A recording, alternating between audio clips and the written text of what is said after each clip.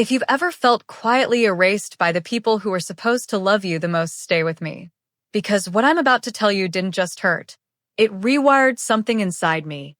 My name is Elena Brooks. I'm 31 years old, and I work as a senior financial analyst for a logistics firm in Austin, Texas. I deal in numbers for a living, budgets, forecasts, hidden costs, which is ironic because the biggest lie ever sold to me came from my own family. It happened on a Wednesday night. Nothing dramatic. No warning music. Just a group video call that was supposed to be quick. My mom looked tired. Too tired. She sighed the way people do when they want sympathy before they say something cruel. She said, "Elena, things are tight this year. We're basically broke." That word stuck. Broke. Then she added casually, "So we're not doing the family vacation. At least not with everyone." I waited, because silence usually reveals the truth faster than questions. My stepdad cleared his throat. My younger cousin stared at her phone. And then my sister smiled, tight, polite, rehearsed. Mom finally said it. "Honey, you're just expensive to bring along right now." Expensive. Like I was an add-on. A baggage fee. A luxury they could suddenly no longer justify. I laughed. Not because it was funny. Because that's what women like me are trained to do. I said, "Oh, totally understand." But inside, something cracked. For years, I had been the emergency fund, the quiet transfer, the "don't worry, I've got it." I paid my sister's overdue rent, covered my mom's dental work, even wired money when my stepdad's business hit a rough patch. And now, I was too costly. I told myself they must really be struggling. Inflation. Debt. Life happens, right? So, I did what I always do. I adjusted. I booked a small solo trip to New York City using credit card points. Red-eye flight. Budget hotel in Queens. No splurges. Just space to breathe. I told no one. Not because I was hiding, but because something in me wanted to see what would happen if I stopped explaining myself. Hold on, before we get into the real stuff, I want to know, what are you doing right now while hearing my voice? Are you scrolling? Driving? Lying in bed pretending you're not overthinking your own family dynamics? Tell me in the comments. I read them all. Back to the story. The airport was loud. Bright. That weird mix of excitement and exhaustion. I stood in the economy line, clutching my boarding pass like it might disappear if I blinked. That's when I heard it. A laugh. Familiar. Sharp. Too close. I turned, and there they were. My mom. My stepdad. My sister. Dressed better than I'd ever seen them. Designer carry-ons. Matching sneakers that screamed, "We planned this." They weren't in my line. They were walking past toward first-class check-in. For a second, my brain refused to cooperate. I actually checked the sign again, as if maybe I'd misread reality. But then my sister saw me. Her smile froze. My mom's face drained of color. No one spoke. Not yet. That was the moment I realized something terrifying. They weren't broke. They were budgeting around me. And standing there, invisible in economy, I made a decision I didn't even know I was capable of. I stopped being the safety net. And I started becoming the consequence. Because this wasn't just a misunderstanding. It was a calculation. And I was about to return the favor. The shock didn't hit all at once. It rolled in slow, like turbulence you pretend not to feel until the plane suddenly drops. I stood there with my economy ticket while my family hovered in a different reality. Leather seats. Priority tags. A life I had apparently been edited out of. My mom recovered first. She always does. She rushed over, voice too bright, eyes darting. "Elena, what a coincidence." Coincidence. Another lie layered on top of the first. I smiled back, calm on the outside, counting breaths on the inside. "I thought you said you weren't traveling this year." Her hand tightened around her purse strap. Well, things changed. Behind her, my sister avoided my eyes. My stepdad stared at the departure board like it might rescue him. I nodded slowly. Changed enough for first class? There it was. The question no one wanted asked. My mom laughed. Loud. Defensive. Oh, this? It was a deal. Practically free. Practically free. That phrase echoed because nothing in first class is ever free. I looked at their luggage. New. Matching. Monogrammed. Then my sister finally spoke.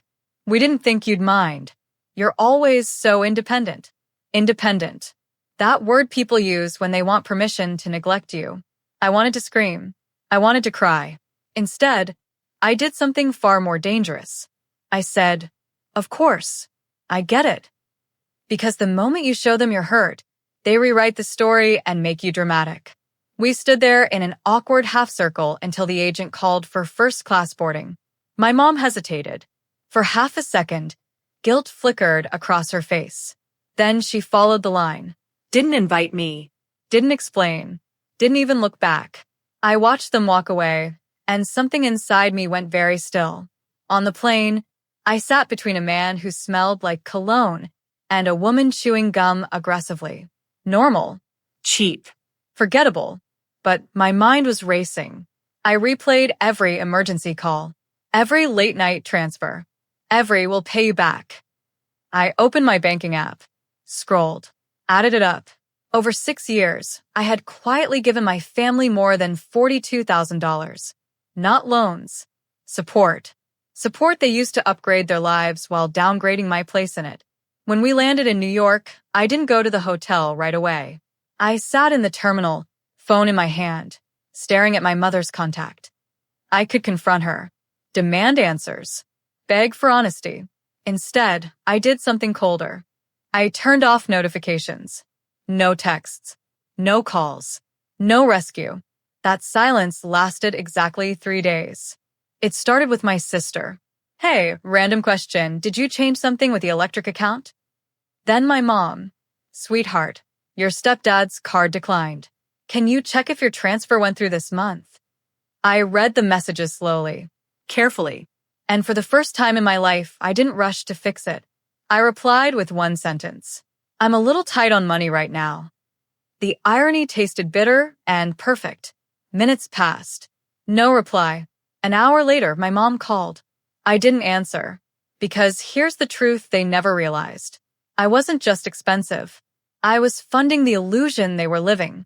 That night in my small hotel room, city noise leaking through thin windows, I opened a spreadsheet.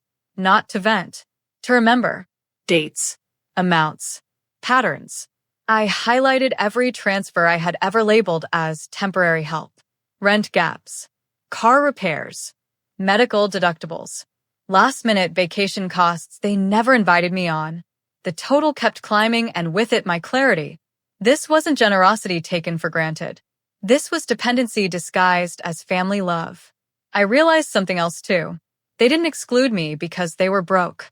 They excluded me because I asked questions. Because I noticed inconsistencies. Because I couldn't be managed if I was sitting beside them in first class, seeing the truth up close. And that realization hardened into resolve. I slept better than I had in years. Not because I was happy, but because clarity is restful. And when clarity arrives, patience follows. I knew exactly what I was going to do next. Quietly, methodically, without warning, without drama, without ever raising my voice again. Or apologizing. What they didn't know yet was that this was only the beginning. Because I wasn't planning revenge with anger. I was planning it with math. And numbers never lie. The next morning, I woke up to 7 missed calls. Not from concern. From inconvenience. My mom left a voicemail first. Her tone had shifted. Softer. Measured. "Elena, sweetheart, call me when you get this. There's been a small mix-up. A mix-up." That's what my absence had become. I didn't call back. I ordered coffee instead. Strong. Bitter. Honest. As I walked through Manhattan, I noticed how light I felt carrying nothing for anyone else. No invisible obligations. No unspoken IOUs. Just me and my thoughts. By noon, my sister texted again. "Did we do something to upset you?" That line made me laugh out loud on a crowded sidewalk. Upset me? No. You revealed yourselves. I replied hours later. I'm just reevaluating my finances. Another truth they weren't prepared for. That night, I ran the numbers again. I created a new column in my spreadsheet titled, "What happens if I stop?" Rent gaps. Gone. Credit card buffers. Gone. Emergency bailouts. Gone. Their lifestyle wasn't sustainable without me. And for the first time, that imbalance favored me. On day 4, my stepdad finally called. He never calls unless something is wrong. I let it ring twice before answering. "Elena," he said, skipping pleasantries. "We need to talk." "I'm listening." There was a pause.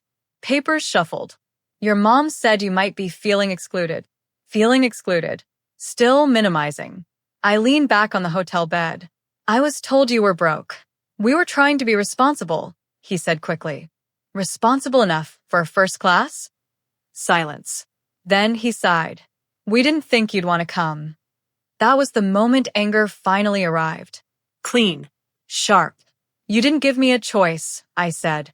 "You made a decision about me without me." He lowered his voice. "You're successful. You don't need this like we do." There it was. The confession. They didn't see me as family. They saw me as infrastructure. "I won't be sending money anymore," I said calmly. "What?" His voice cracked. "Elena, come on. This isn't about money." "It always was," I replied. "You just never wanted me to notice." The call ended quickly after that. The fallout was immediate. My sister posted cryptic quotes about betrayal. My mom stopped calling and started texting long paragraphs filled with guilt and nostalgia. None included an apology. Back home a week later, I returned to work like nothing had changed. But everything had. I declined a family dinner. I didn't answer late-night calls. I watched as their financial emergencies became louder and more frequent. Then came the invitation. My mom emailed me. An email. Formal. Carefully worded. Subject: "Let's talk." She suggested lunch. Neutral ground. Her favorite tactic. I agreed. We met at a quiet cafe. She arrived early, eyes red, hands shaking. For once, she looked older than me. "I never meant to hurt you," she began. I stirred my drink slowly. "But you did." She nodded. "We thought you'd understand." "Understand what?" I asked. That I was optional? Tears welled. "You're strong. You always land on your feet."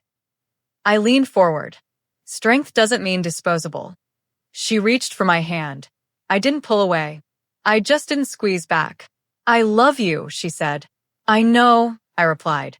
"But love without respect is just convenience." Her face crumpled.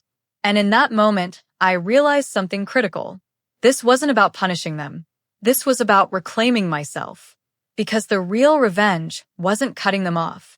It was forcing them to face life without the cushion they never thanked. As we sat there, my phone buzzed. A notification from my bank. Deposit confirmed. My annual bonus had hit. Large enough to change my future. Small enough to tempt theirs. I paid the bill and stood up first, signaling the conversation was over. Outside, the afternoon sun felt different. Warmer. Earned. I walked away without looking back, knowing boundaries were not punishments, but corrections. Over the next few days, I quietly updated beneficiaries, automated savings, and locked down accounts they once accessed casually. No announcements. No speeches. Just structure. Every action felt surgical, not emotional. I wasn't angry anymore. I was precise. And precision, I had learned, scared them far more than tears ever could. This was no impulsive break. It was a redesign. A life recalculated at the center.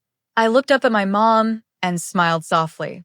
And for the first time, she looked uncertain of me, which meant the power had finally shifted, and I was just getting started. The shift didn't announce itself with fireworks or shouting. It arrived quietly, the way power usually does. In the weeks after that lunch, I became a stranger to my own family. Not because I disappeared, but because I stopped performing. No, I corrected myself one night. I hadn't disappeared. I had simply removed the mask. The first crack showed when my sister tried to test me. She called late, voice shaking just enough to sound urgent. Her car payment was overdue.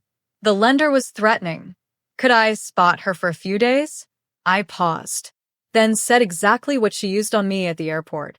I can't afford it right now. Silence. Thick. Offended. She hung up without saying goodbye. That was when I realized something important. Boundaries don't feel cruel to the person setting them. They feel cruel to the person who benefited from their absence. A few days later, my mom tried a different angle. She invited me to help plan her birthday dinner. No money talk, just nostalgia, laughter, the illusion of normalcy. Halfway through dessert planning, she slipped it in. The venue deposit was due soon. I closed my laptop. I won't be covering that. Her smile faltered. I thought you might want to contribute. For family. I met her eyes. I already did. For years. That conversation ended politely. Coldly. She didn't call for 2 weeks. Then the rumors started. An aunt messaged asking if I was okay. A cousin hinted that I was being selfish. I didn't defend myself. I didn't explain. Silence can be strategic. It forces people to reveal themselves. And they did. My stepdad left a voicemail accusing me of abandoning the family. He listed sacrifices. None were mine. That was the moment I stopped feeling conflicted. Because revenge, real revenge, isn't loud. It's educational. I began making moves they couldn't see. I increased my retirement contributions, shifted accounts, updated legal documents. I removed my name from shared obligations. Quietly, legally, Permanently. then came the invitation that changed everything. A destination wedding. My cousins. International. Expensive. The group chat exploded with excitement. Then paused. Someone asked if I was coming. My mom replied before I could. Elena probably won't. She's busy. I typed. Slowly. I can attend. The reactions were immediate. Surprise. Relief. Then panic. Because they assumed what I would pay. Days later, my mom called. Carefully. About the wedding. I waited. It would mean so much if you helped cover accommodations. I smiled into the phone. I already booked my own. There it was. The crack in the illusion. I booked business class. Alone. With intention. Not to sit near them. But to arrive unbothered. Unused. Unavailable. They noticed at the airport. Again. Different roles. This time, they were watching. And I wasn't. I passed them without stopping. No smile. No explanation. Just forward motion.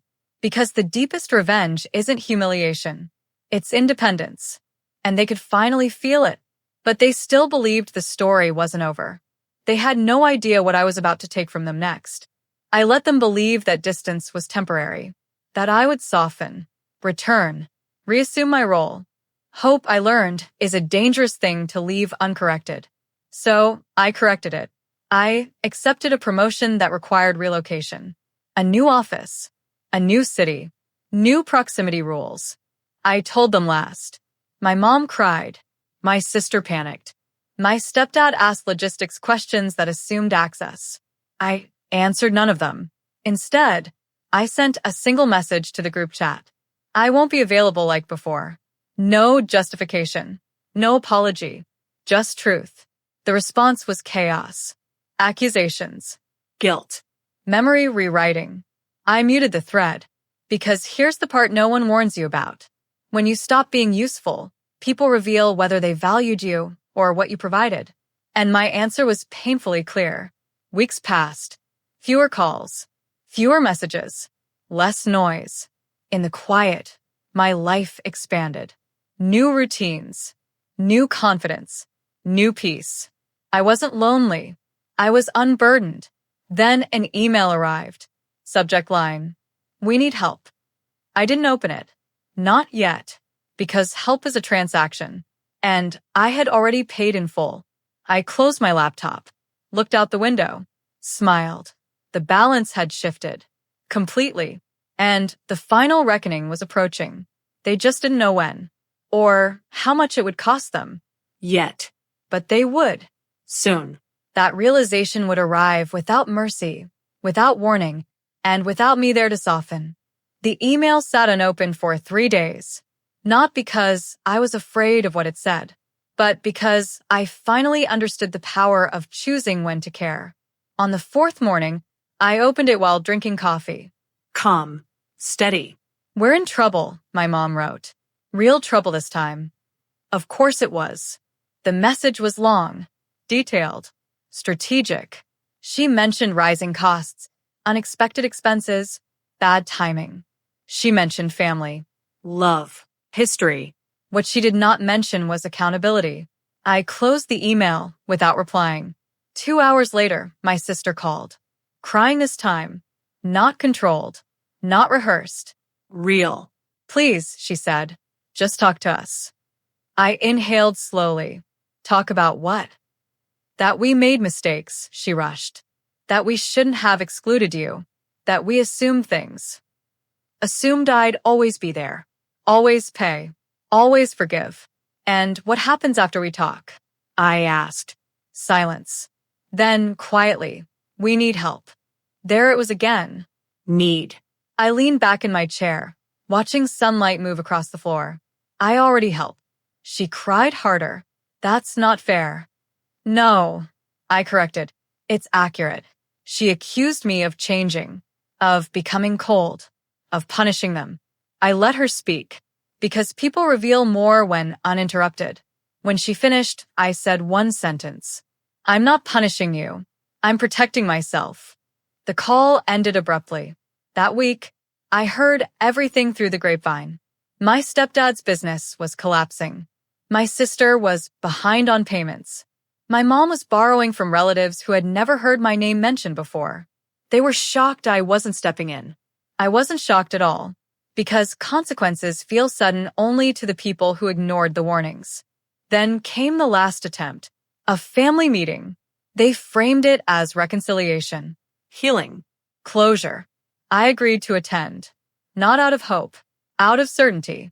We met in my mom's living room. Same couch, same framed photos, same expectations.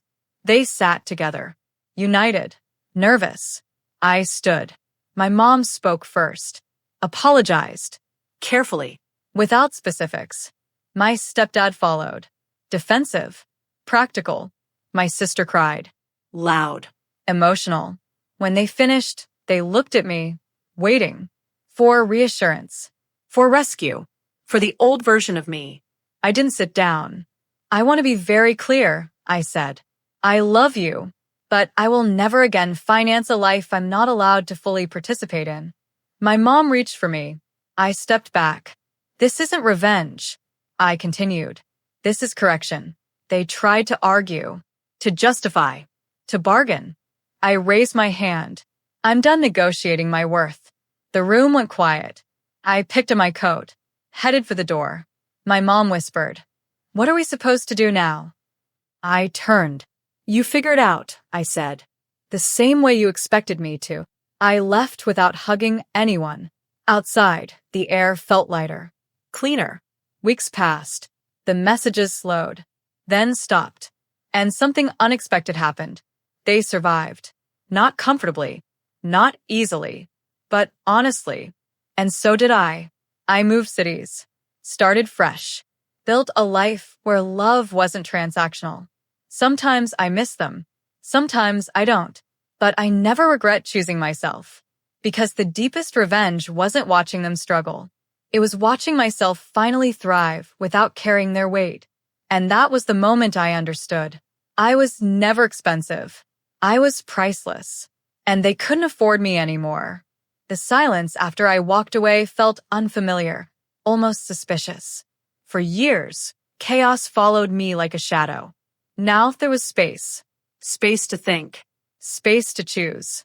Space to notice how calm arrives when you stop proving your value to people committed to misunderstanding it every single day afterward. I expected guilt to chase me. It didn't. What chased me was clarity. I started noticing how often I'd minimize myself just to keep peace. How often peace meant silence. And how silence trained them to believe my needs were optional, flexible, endlessly postponable, without consequence for anyone involved else. A month later, my promotion officially began. New badge, new office, new expectations. My income increased, but my availability didn't. That distinction mattered. I stopped answering questions about my schedule. I stopped explaining choices. Authority settled in quietly, like confidence earned through survival rather than constant approval seeking from others. Then the apology arrived. Not emotional, financial. My mom emailed spreadsheets, repayment plans, promises. She acknowledged patterns without naming them, responsibility without ownership. I read it once, twice, then archived it. Apologies that arrive only after loss aren't apologies. They're negotiations wearing regret designed to reopen closed doors for access. I never replied. Instead, I sent boundaries into motion. Automatic savings increased. Investments diversified. Legal documents updated. I named myself as priority. It felt strange, almost rebellious, choosing my future over familiar chaos. But rebellion, I learned, is simply loyalty redirected inward after years of misplacement and constant emotional leakage. Family holidays came and went without invitations. Photos surfaced online. Smaller gatherings. Budget destinations. Reality setting in. I felt a flicker of sadness, then relief. Distance didn't erase love, it clarified it. Love that survives boundaries is real. Everything else is habit pretending to be obligation built on fear alone. One evening, my sister texted unexpectedly. No money mentioned, just exhaustion. She admitted things were harder without me, that she hadn't realized how much I carried. I thanked her. That was all. Validation means more when you don't require it to act differently anymore because self-trust has replaced approval entirely. I began mentoring younger colleagues. Women especially. I taught them what I learned late. Generosity without boundaries becomes self-betrayal. Love without limits attracts takers. Saying no early feels uncomfortable, but saying yes forever costs more. They listened closely. I could tell by their questions, and the silence afterward lingered deeply. Occasionally, guilt still whispers. On birthdays, old songs, certain smells. But guilt fades faster now, replaced by perspective. I didn't abandon anyone. I exited a role that was draining me quietly. Roles end. Lives continue. Mine finally felt like it belonged to me again without negotiation or apology attached permanently. The real revenge revealed itself slowly, not in their struggles, but in my peace. I laughed more, slept deeper, planned further ahead. Stability became addictive. Calm became normal. I no longer needed vindication. Their understanding was optional. My freedom was not, and I protected it with absolute discipline, always fiercely. Months later, I saw my mom at a distance. Thinner, quieter. Real. We exchanged polite words. Nothing more. Healing doesn't always mean reunion. Sometimes it means acceptance without access. I wished her well sincerely. Then I left, whole, unconflicted, no longer hoping she'd change because my life had already changed. If you're listening and this feels familiar, hear me. You are not expensive. You are not too much. You are not responsible for sustaining systems that consume you. Love should expand your life, not shrink it. And anyone who requires your sacrifice to stay comfortable isn't confused by deliberate design. My story isn't about money. It's about clarity, about learning that self-respect has a cost, and it's worth paying. Revenge stories aren't always explosive. Sometimes they're quiet exits and better lives. And sometimes the ending isn't dramatic. It's simply peaceful, earned, and irreversible after years of internal negotiation ending finally. I didn't lose my family. I lost an obligation that never loved me back. What remained was choice. Choice to give freely or not at all. Choice to belong without buying entry. Choice to walk away without guilt. That choice changed everything. And it continues changing me daily from within. And if you stayed this long, thank you. Stories like this matter because they remind us what's possible. If this resonated, Support the channel by liking, sharing, and subscribing to Silent Revenge Lab. Your attention keeps these stories alive. And remember, silence, when chosen, can be power instead of submission. Time has a way of revealing what distance alone cannot. Months passed, then more, and the story I thought had ended quietly began shifting again. Not backward, sideways, into something more complicated than relief or resentment. I didn't hear from my family often anymore. When I did, the tone was different, less demanding, more careful, as if they were speaking to someone they no longer fully understood, someone who could no longer be assumed. That change unsettled them. It also unsettled me, because when the noise stops, you're left alone with questions you postponed for years. Who am I when I'm not needed? What do I give when no one is taking? What does love look like without leverage? I didn't have immediate answers. I just kept living. Work expanded. Responsibility followed. People listened when I spoke now. Not because I was louder, but because I was precise. I noticed how often women like me are conditioned to soften truths to stay likable. I stopped doing that. Nothing broke. Everything improved. Then came the call I didn't expect. It was my cousin, the one whose destination wedding had started all of this. She sounded nervous. I just wanted to say, I didn't know. Knew what? I asked. How much you did for everyone, she said. I heard things after you stepped back. People talk when the support disappears. I smiled faintly. Yes. They do. She hesitated. I hope you know it wasn't right. I thanked her. Not because I needed validation, but because acknowledgement matters when it's honest and unprompted. After that call, I realized something important. The narrative about me was changing. Slowly. Quietly, but irreversibly. I was no longer the selfish one. I was the one who finally said no. And no scared people far more than anger ever could. A few weeks later, my mom reached out again. This time without a crisis attached. She asked how I was. I answered politely, briefly, truthfully. She didn't ask for money. She didn't imply it either. That restraint told me more than any apology ever could. We met once. Coffee. Public. Neutral. She looked tired, but steadier. Life had forced her to adjust. I could respect that without re-entering the old cycle. I'm proud of you, she said quietly. I didn't rush to respond. I hope that's true, I said. And not just because it's easier now. She nodded. It took losing your help to realize how much we relied on it. I met her eyes. And how little you protected me. She didn't argue. That moment mattered. Not because it healed everything, but because it was honest. Still, I didn't reopen doors. I left them unlocked, maybe, but not wide open. Boundaries aren't walls. They're filters. As my life stabilized, something unexpected happened. People around me began to change too. Friends stopped venting endlessly without reciprocity. Colleagues respected my time. New relationships formed with balance instead of need. It wasn't magic. It was alignment. I had changed the rules of engagement, and the world responded accordingly. Revenge stories often promise fireworks, explosions, public reckonings. Mine didn't. Mine delivered something quieter.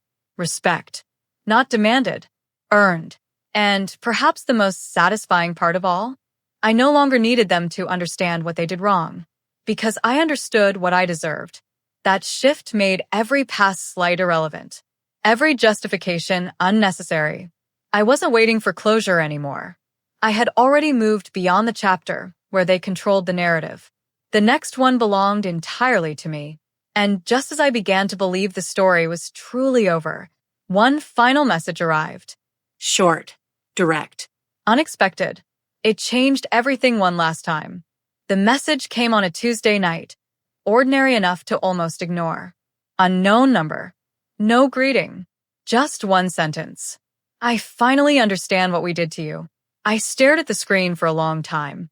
Not because I needed it, but because it arrived when I no longer expected or required anything. It was my stepdad. We hadn't spoken in nearly a year. He followed up with another message. Longer this time. No excuses. No references to money. No subtle requests. Just ownership. He admitted they'd built their comfort on my silence. That excluding me had been easier than facing their dependence. That seeing me walk away forced them to confront themselves without a buffer. I don't expect forgiveness, he wrote. I just didn't want to stay quiet anymore. I didn't respond right away. Not out of punishment. Out of discernment. Because here's the truth no one tells you. Closure doesn't always feel like relief. Sometimes it feels like confirmation that you were right to leave when you did. I replied the next morning with a single line. I appreciate the honesty. Nothing more. That was the end. And somehow it was enough. I realized then that the story I thought was about revenge never truly was. Revenge implies fixation, obsession, a need to watch someone else suffer to feel whole again. What I felt wasn't satisfaction at their struggle. It was satisfaction at my growth. The real victory wasn't seeing them downgraded from first class. It was realizing I never needed that seat to validate my worth. I had spent years trying to earn belonging through usefulness, through sacrifice, through overextension disguised as love. Walking away forced me to answer a question I'd avoided my entire adult life. Who am I when I stop paying to belong? The answer surprised me. I was calmer, clearer, more decisive, less apologetic. I built a life that didn't require constant justification. And the irony? Once I stopped funding everyone else's comfort, I finally had enough energy to create my own. I traveled again. For joy, not escape. I invested. For growth, not approval. I loved carefully. With boundaries. With reciprocity. My family remained in my life in a limited, honest way. No emergencies. No expectations. No quiet extractions. Just choice. And choice, I learned, is the most expensive thing of all. Because once you have it, you never give it away cheaply again. If you're watching this and something in your chest feels tight, let me say this clearly. You're not difficult. You are not ungrateful. You are not selfish for wanting fairness. If people only value you when you're overgiving, they don't value you. They value what you provide. And when you stop providing, the truth always surfaces. That truth may hurt, but it will also free you. My mom once told me I was too expensive to take on vacation. She was right, just not in the way she meant. I was expensive because I carried the cost of everyone else's comfort. And when I finally stopped paying it, I became priceless to myself. That was the moment my life truly began. If this story resonated with you, if it mirrored something you've lived or are still living, don't keep it to yourself. Like this video. Share it with someone who needs permission to choose themselves. And subscribe to Silent Revenge Lab for more stories where quiet strength wins louder than anger ever could. Sometimes the most powerful revenge isn't destruction. It's departure. And sometimes walking away isn't losing everything. It's finally keeping yourself.